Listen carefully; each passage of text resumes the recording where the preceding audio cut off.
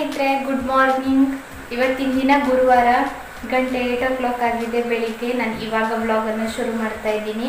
ಹೊರಗಡೆ ತುಂಬ ಜೋರಾಗಿ ಮಳೆ ಬರ್ತಾ ಇದೆ, ಹಾಗಾಗಿ ಮನೆಯೆಲ್ಲನೂ ಕೂಡ ಕತ್ಲೆ ಅಂತ ಅನಿಸ್ತಾ ಇದೆ. ಗಂಟೆ 8 ಆಗಿದೆ, ಇನ್ನೂ ಕೂಡ ತಿಂಡಿ ಆಗಿಲ್ಲ, ಸ್ನಾನ ಎಲ್ಲ ಆಗಿದೆ. ಇವಾಗ ತಿಂಡಿ ಪ್ರಿಪ್ರೇಷನ್ ಆಗಬೇಕಿದೆ.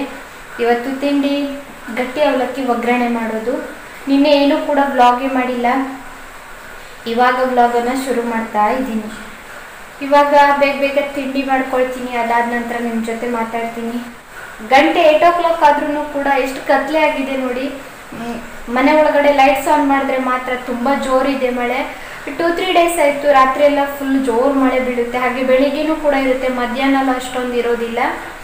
ಇವತ್ತಿನ ದಿನ ಹೇಗಿರುತ್ತೆ ಮಳೆ ಅಂತ ನೋಡಬೇಕಿದೆ. ಯಾಕೆಂತಂದರೆ ತುಂಬ ಬಟ್ಟೆಗಳಿದ್ದಾವೆ, ವಾಶ್ ಆಗೋದಕ್ಕೆ ಅವನ್ನೆಲ್ಲನೂ ಕೂಡ ಆರೋದಕ್ಕೆ ಹಾಕಬೇಕಲ್ವ, ಅದಕ್ಕೋಸ್ಕರ ಹೇಳಿದ್ದು. ಇವಾಗ ತಿಂಡಿ ಮಾಡ್ಕೊಳ್ತೀನಿ, ಆಮೇಲೆ ನಿಮ್ಮ ಜೊತೆ ಮಾತಾಡ್ತೀನಿ. ಗಂಟೆ 10 ಕಾಲ ಆಗ್ತಾ ಇದೆ, ಎಲ್ಲ ಕೆಲಸ ಕೂಡ ಮುಗಿಸಿದ್ದೀನಿ. ಇವತ್ತು ಅಡುಗೆ ಕೆಲಸ ಕೂಡ ಆಯಿತು. ಊಟಕ್ಕೆ ಇವತ್ತು ಅಳಸಂಡೆ ಕಾಳು ಸಾಂಬಾರು ಮಾಡಿದ್ದೆ, ಹಾಗೆಯೇ ರೈಸು, ಕುಡಿಯೋದಕ್ಕೆ ಗಂಜಿ, ನಮ್ಮ ಮಜ್ಜಿಗೆ ಕಡಿಯೋದಷ್ಟೇ ಬಾಕಿ ಇದೆ, ಅದು ಆಮೇಲೆ ಮಾಡಿದ್ರಾಯ್ತು ಅಂತ ಸುಮ್ಮನೆ ಅದೇ. ಇವಾಗ ನಾನು ಬಟ್ಟೆ ಹ್ಯಾಂಡ್ ವಾಶ್ ಮಾಡೋದಕ್ಕೆ ಹೋಗಬೇಕು, ಹಾಗಾಗಿ ಇವತ್ತು ಬೇಗನೆ ಅಡುಗೆ ಕೆಲಸಗಳೆಲ್ಲ ಮುಗಿಸಿದ್ದೀನಿ. ಆಮೇಲೆ ವಿಡಿಯೋ ಕೆಲಸ ಕೂಡ ಆಗಬೇಕಿದೆ, ಅದಕ್ಕೋಸ್ಕರ ಇವತ್ತು ಬೇಗನೆ ಅಡುಗೆ ಮಾಡಿದ್ದೀನಿ. ನನ್ನ ಹಸ್ಬೆಂಡ್ ಕೂಡ ವರ್ಕಿಗೆ ಹೋಗಾಯಿತು.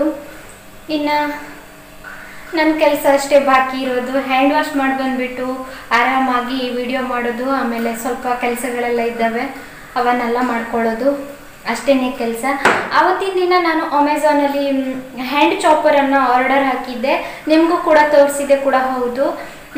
ಅದು ಬಂದಿದೆ, ಸೋಮವಾರನೇ ಬಂದಿದೆ. ನಾನು ನಿಮಗೆ ಅದನ್ನು ಓಪನ್ ಮಾಡಿ ತೋರಿಸ್ಬೇಕು ಅಂದರೆ ಟೈಮೇ ಸಿಕ್ಕಿರಲಿಲ್ಲ.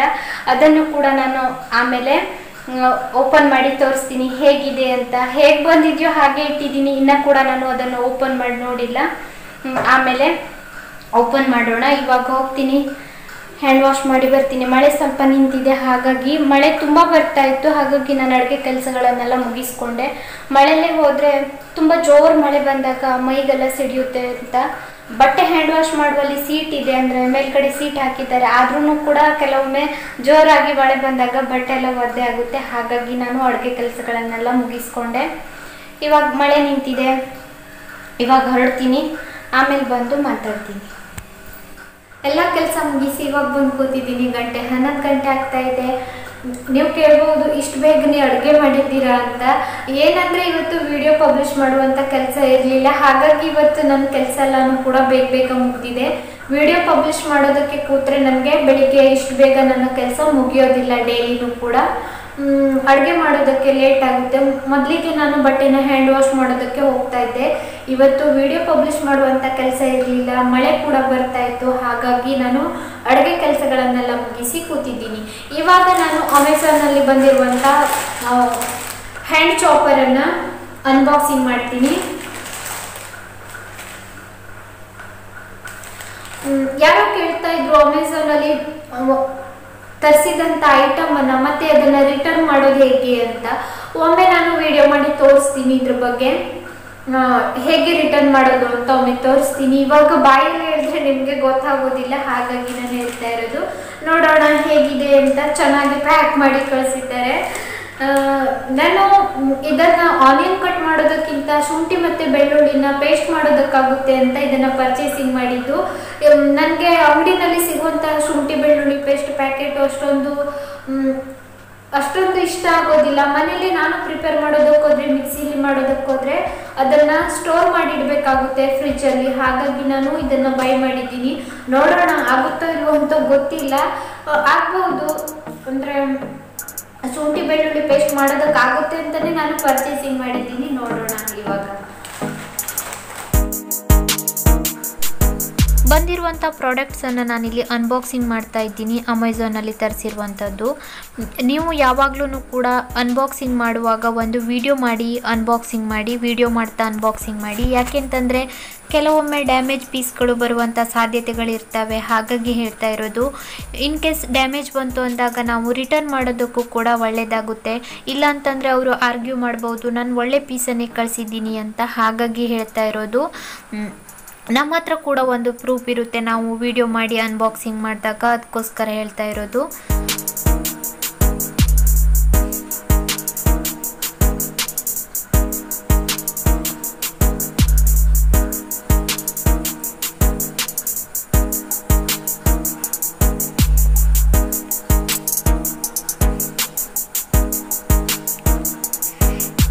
ಇದರೊಳಗಡೆ ಬ್ಲೇಡ್ ಇರುತ್ತೆ. ಇದನ್ನು ಈ ರೀತಿ ಇಟ್ಬಿಟ್ಟು ಕ್ಯಾಪ್ ಮೇಲೆ ವೈಟ್ ಕಲರ್ ಒಂದು ಬುಟ್ಟ ಕಾಣಿಸ್ತಾ ಇದೆ ಅಲ್ವಾ, ಅದನ್ನು ಅದಕ್ಕೆ ಸೆಟ್ ಆಗೋ ಥರ ಇಡಬೇಕು. ಅದ್ರ ಒಳಗಡೆ ಹೋಗಬೇಕದು. ಆಮೇಲೆ ಇದನ್ನು ಕ್ಯಾಪನ್ನು ನೀಟಾಗಿ ಹಾಕಿಬಿಟ್ಟು ಮೇಲ್ಗಡೆ ಎಳೆಯೋದಕ್ಕೆ ಈ ರೀತಿ ಕೊಟ್ಟಿದ್ದಾರೆ. ಅದನ್ನು ಎಳೆದ್ರೆ ಚಾಪ್ ಆಗುತ್ತೆ.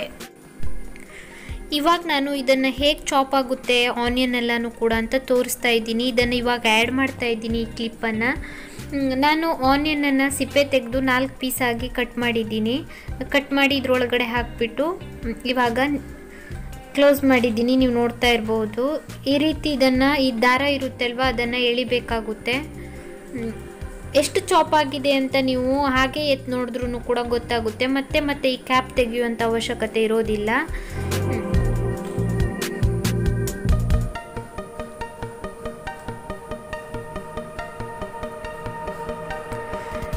ಇವಾಗ ತೋರಿಸ್ತೀನಿ ಆನಿಯನ್ ಹೇಗೆ ಚಾಪ್ ಆಗಿದೆ ಅಂತ. ನೋಡಿ, ನೀವು ನೀಟಾಗಿ ಚಾಪ್ ಆಗಿದೆ ಆನಿಯನ್.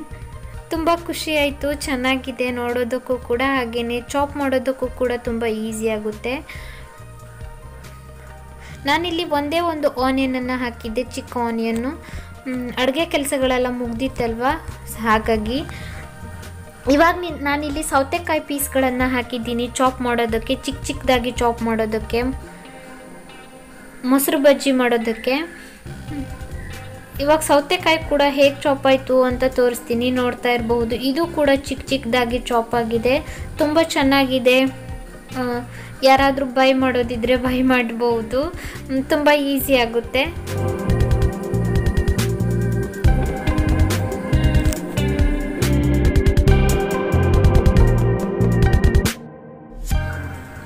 ನೋಡ್ತೀರಿ ಅಲ್ವಾ ಈ ಹ್ಯಾಂಡ್ ಚಾಪರನ್ನು? ತುಂಬ ಚೆನ್ನಾಗಿದೆ ಅಲ್ವಾ, ತುಂಬ ಕ್ಯೂಟ್ ಆಗಿದೆ. ನನಗೆ ಈ ಕಲರ್ ತುಂಬ ಇಷ್ಟ ಆಯಿತು, ಹಾಗಾಗಿ ಇದನ್ನು ಬೈ ಮಾಡಿದ್ದೀನಿ. ಕ್ವಾಲಿಟಿ ಕೂಡ ತುಂಬಾ ಚೆನ್ನಾಗಿದೆ, ನನಗೆ ಇಷ್ಟ ಆಯಿತು. ಇದರ ಲಿಂಕನ್ನು ನಾನು ಡಿಸ್ಕ್ರಿಪ್ಷನ್ ಬಾಕ್ಸಲ್ಲಿ ಹಾಕಿರ್ತೀನಿ. ಯಾರಾದರೂ ಬೇಕಾದರೆ ನೀವು ಪರ್ಚೇಸಿಂಗ್ ಮಾಡ್ಬೋದು. ತುಂಬ ಕ್ಯೂಟ್ ಆಗಿದೆ. ನನ್ನೊಬ್ಬರು ಸಬ್ಸ್ಕ್ರೈಬರ್ ನನಗೆ ಕಾಮೆಂಟ್ ಹಾಕಿದ್ರು ಕೂಡ, ತುಂಬ ಚಿಕ್ಕದಾಯಿತು, ದೊಡ್ಡದನ್ನು ಬೈ ಮಾಡಿ ಅಂತ. ನನಗೆ ಇದೇ ಸೈಜ್ ಸಾಕು ಅಂತ ಅನಿಸ್ತು, ಹಾಗಾಗಿ ನಾನು ಇದನ್ನೇ ಬೈ ಮಾಡಿದ್ದೀನಿ. ತುಂಬ ಕ್ಯೂಟ್ ಆಗಿದೆ. ನಾನು ಅಂದ್ಕೊಂಡಕ್ಕಿಂತಲೂ ಕೂಡ ಚೆನ್ನಾಗಿದೆ. ಇದಕ್ಕೆ ಪೇ ಮಾಡಿರೋದು ಎಷ್ಟು ಅಂತ ಸರಿಯಾಗಿ ನನಗೆ ನೆನಪಾಗ್ತಾ ಇಲ್ಲ, ಸಾರಿ, ಮರ್ತು ಬಿಟ್ಟಿದ್ದೀನಿ. ಆ್ಯಡ್ ಮಾಡ್ತೀನಿ ಇಲ್ಲೇ ಸ್ಕ್ರೀನ್ ಮೇಲೆ. ಕ್ಯೂಟ್ ಆಗಿದೆ ಅಲ್ವಾ? ಶುಂಠಿ ಬೆಳ್ಳುಳ್ಳಿ ಪೇಸ್ಟ್ ಎಲ್ಲ ಮಾಡೋದಕ್ಕೆ, ಹಾಗೆಯೇ ಆನಿಯನ್ ಚಾಪ್ ಮಾಡೋದಕ್ಕೆ, ಟೊಮೆಟೊ ಚಾಪ್ ಮಾಡೋದಕ್ಕೆಲ್ಲನೂ ಕೂಡ ತುಂಬ ಚೆನ್ನಾಗಾಗುತ್ತೆ. ನಾವು ಟೊಮೆಟೊ ಪ್ಯೂರಿ ಮಾಡೋದಕ್ಕೆಲ್ಲನೂ ಕೂಡ ಇದನ್ನು ಬಳಸ್ಬಹುದು ಅಂತ ಅಂದ್ಕೊಂಡಿದ್ದೀನಿ, ಆಗುತ್ತೆ ಅಂತ ಅಂದ್ಕೊಂಡಿದ್ದೀನಿ. ನೋಡೋಣ, ನನಗೆ ಕುಕಿಂಗ್ ಚಾನಲ್ಗೆ ಸ್ವಲ್ಪ ಹೆಲ್ಪ್ ಆಗ್ಬೋದು ಇದರಿಂದ. ಇನ್ನು ಈ ವ್ಲಾಗಲ್ಲಿ ನಾನೊಂದು ಪಾಯಿಂಟನ್ನು ಆ್ಯಡ್ ಮಾಡ್ತಾ ಇದ್ದೀನಿ.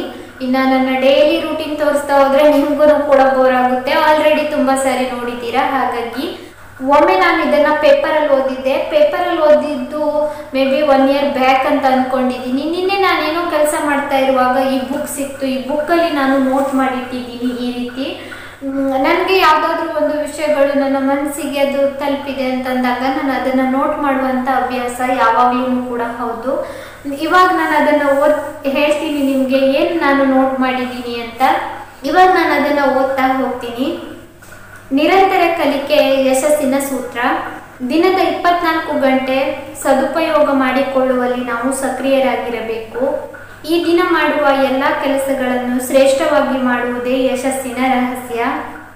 ಮಾಡುವ ಪ್ರತಿಯೊಂದು ಕೆಲಸದಲ್ಲಿ ಎಕ್ಸ್ಟ್ರಾ ಅಟೆನ್ಷನ್ ಇರಲಿ. ನಿರಂತರ ಕಲಿಕೆ, ನಿರಂತರ ಪ್ರಾಕ್ಟೀಸ್ ಯಶಸ್ಸಿನ ಸೂತ್ರ. ಅರ್ಥ ಆಗಿದೆ ಅಂತ ಅಂದ್ಕೊಂಡಿದ್ದೀನಿ.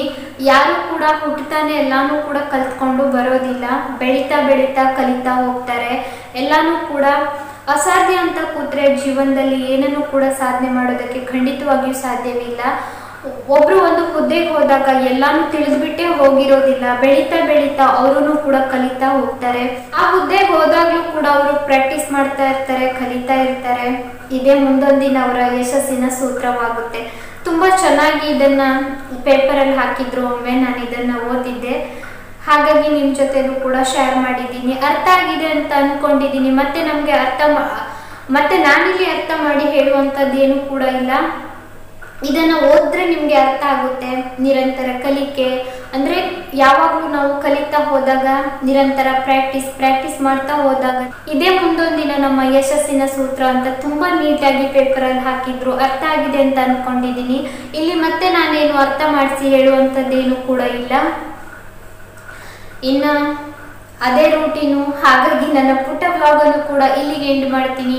ವಿಡಿಯೋ ಇಷ್ಟ ಆಗಿದ್ದಲ್ಲಿ ಒಂದು ಲೈಕ್ ಮಾಡಿ, ಹೊಸಬರಾಗಿದ್ದಲ್ಲಿ ಸಬ್ಸ್ಕ್ರೈಬ್ ಮಾಡಿ, ಅನಿಸಿಕೆಗಳನ್ನೆಲ್ಲ ಕಾಮೆಂಟಲ್ಲಿ ತಿಳಿಸಿ. ಸಿಗೋಣ ಮುಂದಿನ ವಿಡಿಯೋದಲ್ಲಿ. ಅಲ್ಲಿವರೆಗೂ ನಿಮಗೆ ಧನ್ಯವಾದ.